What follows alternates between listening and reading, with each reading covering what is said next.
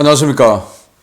신의균의 국방TV 데일리 디펜스입니다. 자, 오늘도 아주 중요한 이 안보 소식들 살펴보도록 하겠습니다.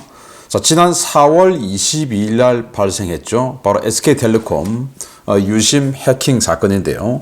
저도 SK텔레콤을 쓰고 있기 때문에 또 우리 가족들 다 마찬가지입니다. 그래서 이 유심 보호 서비스 신청하고 또 유심 교체 서비스 신청하고 또 패스에 들어가서 각종 설정하고 하는데도 대기하고 불편이 이만저만 아니죠. 그런데 여기에 대해서 이거 혹시 중국이 개입된 게 아닌가라는 그런 의혹들이 그동안 많았었는데, 자, 이 화이트 해커들이 이 부분이 지금 정말로 의심스럽다. 왜냐? 그동안 있어 왔던 그 해커들의 패턴과는 완전히 다르다라는 주장을 하면서, 그렇다는 것은 결국 경제적 이익을 목적으로 한 해킹이 아니다라는 겁니다. 경제적 목적이 아니면 뭡니까? 정치적 목적 아니겠습니까? 자, 이걸 어떻게 사용할지, 어떻게 활용할지 보도록 하겠습니다. 정말 무섭습니다. 자, 정보 브리핑 먼저 하겠습니다. 미국 공산당은 중공, 러시아, 북한 등의 국기를 들고 반미, 중국 공산당 구호를 외치며 행진하는 파문을 일으켰습니다. 참 기가 찬데요. 어디 가나 이런 희한한 사람들이 있어요. 여기 지금 미국인데 공산주의 지지 퍼레이드를 합니다. 여기 북한 깃발 보이죠? 자, 이 사진을 전체 화면으로 하지 못합니다. 왜냐? 그 구글 AI가 우리 국방TV는 감시를 하고 있기 때문에 시위하는 사진 올려버리면 바로 그냥 노딱을 때려버려요. 그래서 여기 이렇게 북한 깃발, 소련 공산당 깃발, 소련 깃발, 또 팔레스타인 깃발, 시리아 깃발, 중공 깃발 등등 잔뜩 가지고 나와서 이렇게 시위를 하고 있는데, 참 기가 찹니다. 자, 그런데 여기에 시리아가 어떤 나라였습니까? 정말 이 세습 독재를 하면서 인권 학살의 대명사 아니겠습니까? 팔레스타인 문제 국가죠. 그리고 중공, 소련, 북한. 자, 이 방금 언급해드린 이 나라들의 공통점이 뭡니까? 대한민국의 좌빨들, 그리고 대한민국의 제1야당이 지지하고, 그리고 그들과 가까워지려고 노력하는 바로 그 국가들의 이름 아니겠습니까? 그러면 어떻습니까? 대한민국의 좌빨, 그리고 대한민국의 제1당이라고 하는 그 정당은 정체가 뭡니까? 바로 이 자들이다. 이겁니다. 그러니까 그들을 향해서 빨자가 붙는 거죠. 트럼프 대통령은 카르텔, 즉 마약 조직입니다. 카르텔 소탕을 위해서 멕시코에 미군 파병을 제안했으나 멕시코 대통령이 거부했다라고 성토를 했는데, 자, 이게 멕시코의 마약 카르텔 세력 지도입니다. 정말 엄청나죠. 멕시코 땅덩이도 넓은데 전부 그냥 이런 카르텔들이 점령하고 있어요. 자, 여기 보시면 빨간색 이 조직이 최근에 지금 현 대통령 취임하고 나서 급격히 세를 불리고 있는데, 이 조직의 세력이 미국과의 캘리포니아, 애리조나 이 국경 지역을 다 쫙 감싸고 있죠. 그래서 이 조직이 제일 문제입니다.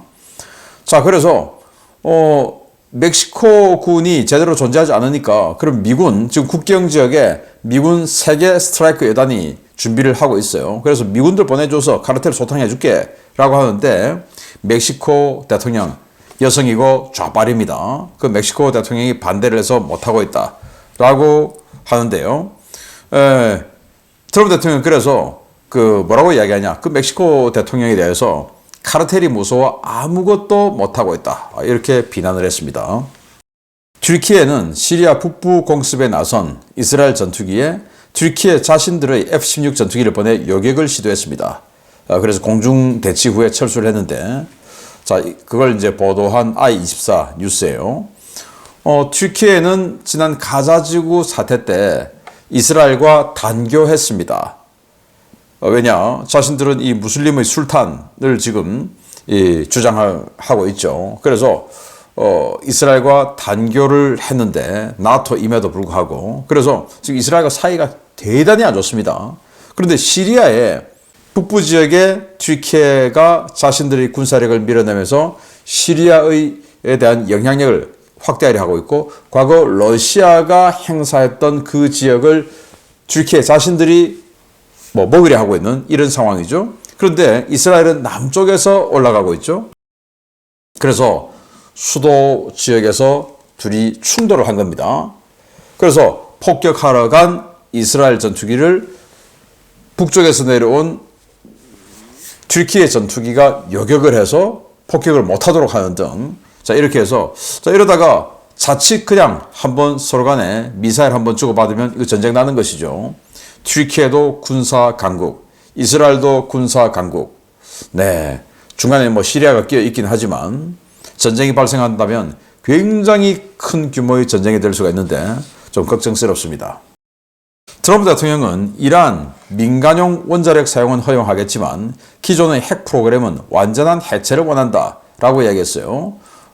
그래서 지금 있는 거 원자력 발전이고 뭐고 다 치우고 싹 다 치우고 그리고 원자력 발전해서 전기는 공급해야 되니까 그 원자력 발전에 들어가는 전홍축 우라늄은 미국이 공급한다.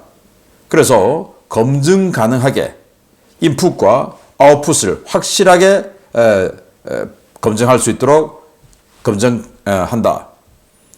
그러려면 이란이 자체적으로 우라늄을 농축하면 안 된다라고 하는 것입니다. 이게 이제 바로 우리 대한민국 스타일이죠.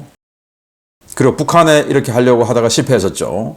자, 이런 것들을 주장을 하고 있는데 이란이 받아들일 가능성은 아주 낮다고 봅니다. 자, 이란은 이스라엘 타격용 고체 연료 탄도미사일 카셈 바시르를 공개했습니다.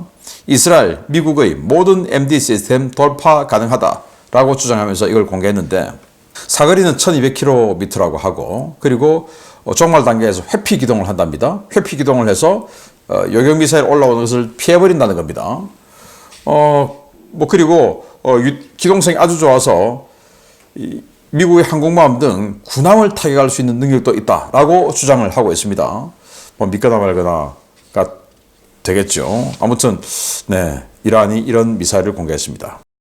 이스라엘 안보 내각 회의가 소집이 됐어요. 그래서 대규모 가자 공세 그리고 이스라엘군의 통제하에 가자지구 구호품 공급 재개를 승인했는데 지금 이 하마스가 우리 무장 해제시켜주면 다 떠나겠다. 그 대신 그 고위층들 신변 보장해 줘라. 이런 제안을 했었는데 그게 다 이제 헛거였다라는 겁니다. 알고 보니까. 그래서 지금 라파 지역, 국경 지역이죠. 이집트와의 국경 지역. 이 지역의 지하에서 하마스가 격렬하게 저항을 하고 있음으로써 굉장히 치열한 전투가 벌어지고 있다라고 합니다. 시진핑 중국 국가주석은 5월 7일에서 5월 10일 모스크바 국빈 방문한다고 합니다. 전승절 기념행사, 그러니까 2차 대전 그 독일이 항복한 지 80주년 전승절이죠. 기념행사 참석하고 전략적 협력 강화 문서에 서명할 예정인데 아마 동맹에 버금가는 동맹 수준의 이런 그런 문서에 서명할 예정이다라는 겁니다. 김정은은 아직 간다 만다 이야기는 없습니다. 푸틴은 우크라이나에 핵 사용할 필요 없다고 말해왔다. 앞으로도 그렇게 되기를 바란다. 라고 핵무기 사용을 위협했는데 왜 이러냐면은 이 우크라이나에서 좀 조롱이 나왔다는 겁니다. 지금 이런 식으로 러시아가 졸전을 하고 바보 같은 저런 전투 행위를 한다면 우크라이나 전체를 점령하는데 230년이 걸릴 것이고 그렇게 되면 러시아 국민 70%가 죽을 것이다 라고 조롱했어요. 이게 이제 푸틴이 열을 받아가지고 그동안 내가 우크라이나 핵 사용 안 하려고 했는데 앞으로도 그렇게 되길 바란다. 근데 니들 까불면 핵 사용할 수 있어. 라는 이야기를 한 거죠. 자, EU 집행위원회는 트럼프 그리고 푸틴 우크라이나 평화협상 실패하면 EU는 대우크라이나 군사 지원을 2배로 늘릴 것이다. 라고 이야기했는데 여기 EU 국방위원이죠. 안드리우스 쿠빌리우스 이 사람이 그렇게 이야기를 했어요. 지금 현재 지금 작년에 EU가 우크라이나에 400억 유로를 지원했다고 합니다. 그런데 지금 미국과 러시아가 하는 평화협상이 결렬되면 그럼 계속 전쟁을 진행하게 되는 거니까 자 그러면 우리는 러시아를 완전히 말려주기 위해서 지금보다 2배로 할 것이다. 이 400억 유로 같으면 한 60조 원 되죠. 그걸 이제 120조 원 정도 우크라이나 지원할 것이다 라고 하면서 그동안은 유럽제 무기를 사서 지원하느라고 좀 오래 걸렸는데 이제는 아예 그냥 우크라이나에 방산업체 차려놓고 거기다가 바로 그냥 주문해서 주니까 훨씬 더 싸고 효율적으로 집행해 줄 수 있다. 빠르게 집행해 줄 수 있다. 라고 이렇게 러시아를 압박했습니다. 모스크바 중심부 고층 아파트에 대규모 폭발이 발생했습니다. 그래서 수십 명이 사상했는데 우크라이나 드론이나 사보타주의 가능성이 있다라고 합니다. 고층 아파트에 이렇게 폭발이 났어요. 그래서 뭐 아직은 몇 명이 죽거나 다쳤는지 발표는 안 났는데, 자, 이걸 뭐 내부에 침입해서 폭발을 시켰던지 아니면은 드론이 와서 타격했던지 뭐 그런 이야기들이 나오고 있는데, 아무리 그래도 이렇게 민간인 아파트를 때리는 건 이건 아니죠. 그러면 안 되죠. 자기네들이 당했다고 해서 그러면 안 되죠. 우크라이나 이건 아니기 바랍니다. 자, 중요 소식 보겠습니다. 국내 최대 가입자 수를 가진 SK텔레콤에 대한 사상 초유의 유심 해킹 사건으로 나라가 발칵 뒤집어진 가운데 이번 해킹이 중국 공산당에 의한 정치적 목적에서 감행된 공작일 수 있다는 전문가 분석이 나왔습니다. 해킹 기술이나 상황 전개가 중공의 이익에 정확하게 부합하는데 이번 해킹이 곧 있을 우리 대선에 영향을 미칠 가능성에 대한 우려가 커지고 있습니다. 전 국민을 충격에 빠뜨린 SK텔레콤 유심 해킹 사건이 발생한 후 해킹으로 인한 데이터가 유출돼 범죄에 악용된 사례는 아직까지 파악된 바 없다는 SK텔레콤의 5월 5일 공식 발표가 나오면서 이번 사건이 정치적 의도를 가진 중국 해커 집단에 의한 사이버 공격일 가능성이 크다는 보안 전문가들의 지적이 쏟아지고 있습니다. 이날 SKT는 자체 조사와 수사기관을 통해 확인한 결과 해킹이 발생한 후 지난 2주 동안 불법적 유심복제로 인한 피해나 고객 계좌 번호 유출로 인한 금전적 손실 등은 발생하지 않았다면서 해킹 사고로 유출된 정보 중 다크웹에 유포된 데이터는 없다고 밝혔습니다. 보안 전문가들은 해커들이 무려 9.7GB에 달하는 유심 정보를 탈취하고도 2주 넘게 아무런 경제적 이익 절취 시도를 하지 않았다는 점에 주목하고 있습니다. 이러한 대규모 정보 유출 사건이 발생한 경우 통상 몇 시간 내로 다크웹에 탈취한 데이터를 판매하기 위해 내놓는 것이 일반적인데 이번 사건에서는 지금까지 단 한 건의 탈취 정보 유포가 없었기 때문입니다. 모바일 시대에 개개인의 본인 인증용으로 사용되는 유심 데이터를 복제할 경우 이를 이용해 금융망은 물론 민간 인증서를 사용하는 공공 서비스망도 이용할 수 있는데요. 이 때문에 일반적인 목적의 데이터 해킹은 피해자가 기존 데이터를 대체할 새로운 인증 수단을 발급하거나 기타 보안 조치를 취하기 전에 2차 범죄로 이어지는 것이 일반적입니다. 그러나 이번 해킹을 저지른 해커들은 장기간에 걸쳐 악성 코드를 심고 데이터를 탈취하기만 했을 뿐 이를 이용해 직접 자금을 탈취하거나 다크웹에서 판매를 시도하는 등의 행위를 일체 벌이지 않고 있는데요. 이는 이들의 SK텔레콤 해킹 목적이 경제적 목적이 아니었다는 것을 보여주는 것이라고 전문가들은 의심하고 있습니다. 보안 전문가들은 이번 해킹에 사용된 악성 코드와 수법이 중국 정부의 통제를 받는 글로벌 해커 조직인 레드맨센, 위버핸트의 수법이라고 지적하고 있는데요. 이들은 평상시 한국은 물론 아시아, 중동 지역의 통신망과 유통망, 금융 서비스 분야에 대한 사이버 공격을 주로 수행하며 경제적 이익을 뜯어내고 중국 정부의 사이버전 수행을 돕는 것으로 알려진 조직들입니다. 문제는 데이터가 털린 SK텔레콤의 가입자 숫자가 2,300만 명에 달하는 데 반해 사건 2주 동안 유심 교체를 받은 고객은 100만 명에 불과하고 유심 공급 부족으로 오는 대선이 끝난 이후에도 최대 1,000만 명 정도밖에 유심 교체만 가능하다는 것인데요. 사실상 개인이 온라인으로 할 수 있는 거의 모든 일을 할 수 있는 유심 정보를 털어간 중국 해커들이 이 데이터로 과연 무슨 짓을 벌일지 우려가 커지고 있습니다. 네, 이 화이트 해커들이, 즉 보안 전문가들이 지금까지 이 엄청난 정보를 털어가놓고 그 정보를 가지고 돈을 요구하지 않았다 이거예요. 이를테면 다크웹, 그러니까 암시장이죠. 불법 시장. 거기에 자 개인정보 몇만 건당 뭐 비트코인 뭐 몇 개, 이런 게시물이 올라와서 그렇게 거래가 돼야 되는데 그것도 즉시, 왜 수사망이 덮칠 수 있으니까 즉시 해야 되는데 4월 22일 날 사건이 발생했는데 지금 2주 동안 그런 이 경제적 이익을 목적의 이런 그 정황이 전혀 없다라는 겁니다. 그럼 뭐냐? 라는 거죠. 자, HSS, Home Subscriber Service, 즉 개인정보가 다 틀렸다 그 말이에요. 이 유심 서비스로 유심히 해킹 당하는 것으로 인해서 우리 개인정보가 다 틀렸다. 주민등록번호, 앞번호, 뒷번호 뭐 다 틀렸다라는 겁니다. 그리고 그 주민등록증, 요즘 또 모바일 신분증 많이 만들었죠. 문재인 때 그 하라고 해가지고 모바일 신분증도 만들어서 털어갈 수 있습니다. 자, 이런 위험성이 된 거죠. 자, 그런데 키사가 SK텔레콤과 조사를 하는데 SK텔레콤이 이야기했던 그 악성 코드 외에 8종의 악성 코드를 추가로 발견했다 이거예요. 그런데 SK텔레콤은 조사 중에 답변을 못했다. 답변하면 안 되죠. 왜? 자기네들 입장에서는 엄청나게 많은 배상금을 지불해야 될 수도 있지 않겠습니까? 아니, 저만 해도 정말 스트레스 받더라고요. 화가 났어요.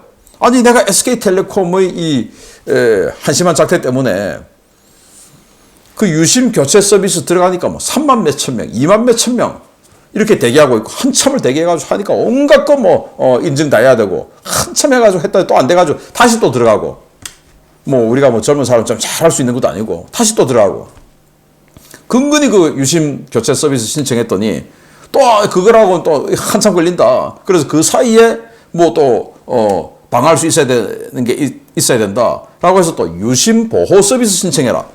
그 또 들어가니까 또 수만 명 또 대기하고 있고 한참을 기다려서 하고 다 해놨더니 그것도 또 안 된 거예요. 왜 안 됐냐 보니까 해외 로밍 서비스를 해제하지 않아서 안 됐다. 다시 해라. 아니 그럼 그 안 됐다고 말을 해줘야지. 우리 집사람은 그 유심 보호 신청 서비스 가입 신청 완료됐어요. 문자 왔는데 저는 안 오길 리는 왜 이런 거야? 봤더니 해외 로밍 서비스를 안 했다는 겁니다. 그 해제를. 아니 그럼 그거 안 해서 안 된다고 말을 해줘야지. 며칠 있다가 다시 들어가 보니까 그거 없어가지고 다시 또 하고 그거 또 있으니까 또 뭐 패스에 또 뭐 어떻게 또 해라 또 하고 그것도 대기자가 뭐 5만 몇천 명 이렇게 시간을 몇 시간이나 잡아먹게 만들고 그리고 지금 앞으로 어떤 피해가 있을지 모르는데 이거 SK텔레콤이 우리 국민들에게 2,300만 국민들에게 보상해줘야 되는 거 아닙니까? 저는 정말 화가 났어요. 그래서 지금 아직도 제가 이 휴대폰 그 약정 기간이 남아 있어서 약정 기간만 지나서 바로 그냥 제가 KT나 LG U 플러스는 절대로 안 할 것이고 화웨이니까 KT로 바꿨을 텐데 이거 아직도 몇 달 남아 있으니까 바꾸지도 못하고 뭐 화가 나 죽겠어요. 그런데 문제는 자 키사에서는 이거 메인 서버에서 개인정보 유출도 됐을 것으로 추정된다. 이렇게 지금 주장하는 겁니다. 아니 저희 정보가 여러분의 정보가 다 지금 유출됐을 것이다. 2,300만 명이. 그래서 그거 가지고 무슨 짓을 할 수 있냐. 이거 엄청난 일이다. 그런데 이걸 털어간 놈들이 지금 돈을 벌려고 하지 않는다. 그럼 뭐냐? 돈 안 벌기 위해서 이 엄청난 일을 저질렀냐? 그럼 뭐냐? 돈보다 더 큰 이익이 있을 거 아니냐? 그게 뭐냐 이거예요. 그리고 또 더 무서운 것은 지금 이 유심 보호 서비스를 신청했음에도 불구하고 어느 정도까지 해킹된 것을 SK텔레콤이 밝히고 있지 않고 또 모르고 있기 때문에 지금도 계속 악성 코드가 발견되고 있다고 하니까 지금 휴대폰의 고유 식별번호 이것까지 해킹된지 알 수 없다. 그럼 휴대폰 고유 식별번호와 유심 정보가 다 해킹 당하면 이 두 개를 합해서 정말 무엇이든지 해낼 수 있다 이겁니다. 무엇이든지 모바일 신분증, 모바일로 할 수 있는 신청할 수 있는 모든 것을 다 할 수 있다 이거예요. 그런데 아직도 이자들은 돈을 벌려고 하지 않는다. 그래서 이 이야기가 나오는 겁니다. 우리가 이제 사전 투표하러 가면 뭐 이런 기계가 있습니다. 이런 기계에 신분증 내고 이 기계에 손가락 갖다 대죠. 그러면 본인 확인했습니다 하고는 이제 뭐 투표용지 나눠주는데 여러분들 그 동사무소에 인감증명 떼러 가셨을 때 그 지문 이렇게 누르고 그거 합니다. 그때 잘 안 돼요. 저는 이 지문이 잘 안 나와가지고 뭐 몇 번 호호 불고 물휴지로 닦고 그래도 안 나와가지고 이것도 하고 저것도 하고 하는데 이거는 제가 요즘은 사전투표 안 가지만 저 서울에 있을 때 사전투표하러 가보면 그냥 갖다만 대면 오케이 하고 그냥 줍니다. 이 기계가 워낙 좋은 것인지 동사무소에 있는 그 기계가 워낙 허접한 것인지 알 수 없으나 그 말은 뭐냐, 이거 그냥 손가락 갖다 대는 거는 그냥 요식행위다, 아무 의미 없다 이겁니다. 아무 의미 없다. 예. 그냥 의미 없는 짓 하고 있는 겁니다 이거 라고 전문가들이 이야기합니다. 그래서 이 유심 그리고 단말기 정보를 다 빼갔다면 사전 선거에서 그냥 신분증, 우리 주민등록증, 뭐 카드 이거 얼마든지 만들어낼 수 있는 거 아니겠습니까? 가짜 신분증 많이 만들어내고 또 가짜 모바일 신분증 많이 만들어내서 그냥 모바일 신분증 보여주고 가짜 신분증 제시하고 해가지고 아무 의미 없는 이거 어차피 이건 의미가 없는 거니까 그렇게 해서 사전 투표에서 압도적인 부정선거를 할 수 있다. 그런데 사전 투표에 도대체 몇 명이 누가 있는지 알 길이 없잖아요. 제가 저번에 말씀드렸던 것처럼 선거인명부 사인을 안 하니까 여기 어차피 지금 지장 찍고 있는 지문 찍고 있는 이 사람도 이 동네 사람이에요. 그러면 본선거할 때 하려고 했던 그 선거인명부 미리 출력해가지고 그거 확인하면 되지. 어차피 이 동네 사람인데 90%가 10%만 관외 투표고 나머지는 전부 관내죠. 관내. 그리고 뭐 도시, 대도시 이런 데야 또 관외자가 있지만 시골에는 관외자가 있습니까? 없죠. 시골에는. 그럼 거의 99%가 그 동네 사람인데 왜 선거인명부를 안 만드냐? 그거 만들면 가짜 신분증으로 투표하는 거 다 들키니까 이거 아니겠냐라는 거죠. 그래서 이들은 이 탈취한 데이터로 지금 돈을 안 벌고 있는데 도대체 무슨 짓을 벌일까? 준공했다라고 하는데 바로 이번 대선에서 그들이 수족이 될, 그들이 하수인이 될, 준공에 쉐쉐하는 이런 자를 사전투표를 통해서 뽑아 올리기 위한 조치가 아니었나라는 의구심이 드는데, 자, 여기에 대해서 국민의힘은 제가 저번 심층 분석에서 말씀드렸던 것처럼 선거인 명부를 사전투표할 때도 해서 사인하자. 본투표할 때 하는 거, 그 선거인 명부 일주일만 일찍 출력하면 되는 거 아니야? 어차피 출력하는 건데. 라는 주장을 하시기 바랍니다. 그리고 사전투표할 때도 이 참관인 바로 옆에 앉혀서 함부로 작업 못하도록 만들어야 됩니다. 본투표할 때도 마찬가지고. 제일 좋은 것은 사전투표를 없애야 되겠죠. 우리가 사전투표 안 가도 사전투표 많이 갔다 하고 그냥 뭐 선거인 명부 안 보는데 확인할 길도 없고 그렇게 만들어버릴 수 있지 않습니까? 이걸 막아내야 된다라는 말씀을 한 번 더 드리면서 거듭 말씀드리지만 뭉쳐야 됩니다. 단 한 명의 반 이재명 정치인이라도 뭉쳐야 됩니다. 그래 우리 대한민국이 삽니다. 마치겠습니다. 감사합니다.